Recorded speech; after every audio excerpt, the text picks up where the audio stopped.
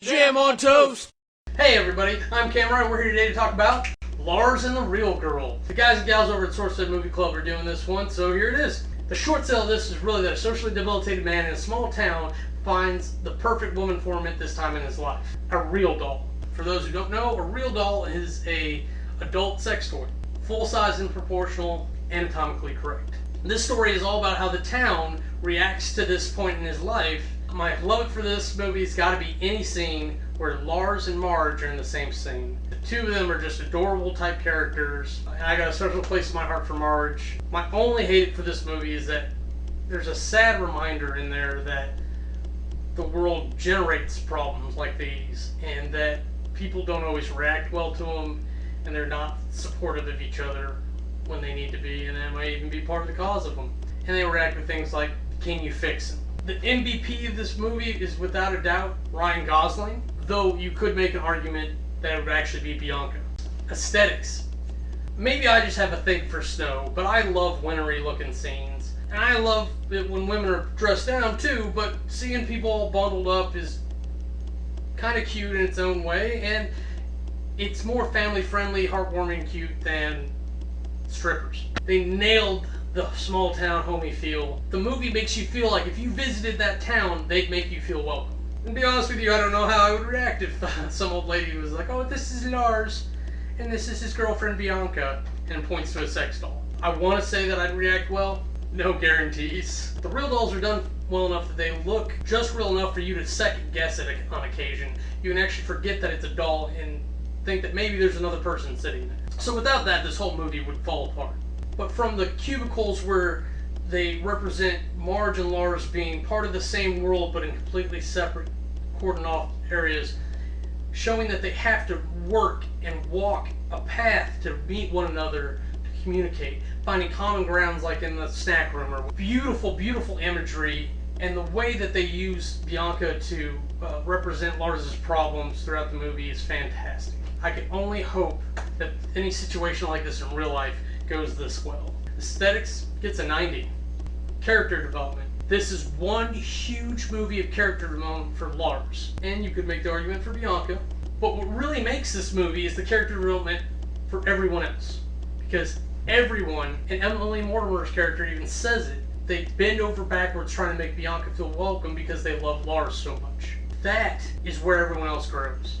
That they all share this experience with this odd happening, and they all band together and they all grow together as individuals and community, and it's such a heartwarming experience to see that. Even if it's fake, it's character development for every single character that you see. Character development gets a 90. Storyline. You could sell this story any way, shape, or form. I'm actually surprised there was never an animated movie or something about this beforehand. I guess it took a real doll to inspire the movie. But there are so many movies about guy dealing with psychological issue. Let's throw a romance spin on there. And it sells. It works. It's a good story. Legitimately, it doesn't just sell well. And they use visual metaphors to tell the story as well. They have symbolism in there to show all the things that they're going through. Giving him a mental disability for people touching him gives the perfect excuse to make Bianca a plausible thing. They do a good job of making it believable that this is the way he has to deal with it. Storyline gets a 90. Compulsion. I've watched this movie so many times. So many times. I'm not surprised by a single scene. I think I have a good grip of what's coming up next in what order. And every time I watch it, I feel good. I am interested. The psychology involved in Lars itself is interesting enough that I could dedicate time to reading a case study on it. But with all these good characters and a great cast, all acting phenomenally, I loved this movie and I loved every minute of it. I don't think I was ever bored, even watching it for the 20th time. Maybe I have a little hard place for the socially awkward. Compulsion gets a 90. So if we go ahead and total all that up, comes to an average of 90. For my wrap-up review, I gotta say, this is a movie that is a perfect example of how to deal with someone you think is crazy. If anyone ever comes to you and says something that you can't imagine is possible and you think they might be a little woo-hoo, don't disagree with anything they have to say. I'm not saying you have to agree, just don't disagree. A fact that people live lives with a perception that they can deal with. Anything that breaks that perception, they don't handle well.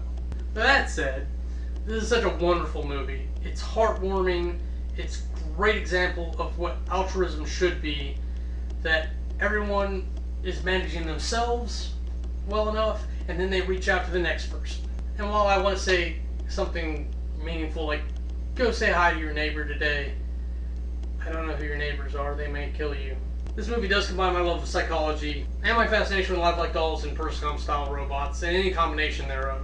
Just in case you didn't know, eventually there's gonna be sex bots. But Lars is the perfect character for this movie. He's wholesome to any standard, never raises his voice until he ends up with a fight with Bianca, but he's troubled, so that makes him likable and gives him room for improvement throughout the movie. It's a great movie across the board. It's just not epic. Everyone should go see this movie. If nothing else, it's an example about how to be better people. I just don't think anyone's going to go around promoting it and going, yeah, you got to see this, it's great, it's, oh. You should check out Lars and a Real Girl. It's a fun example of dealing with social anxiety. Full shizzle. That's pretty much all I got for you today. I'm Cameron. Have a nice day.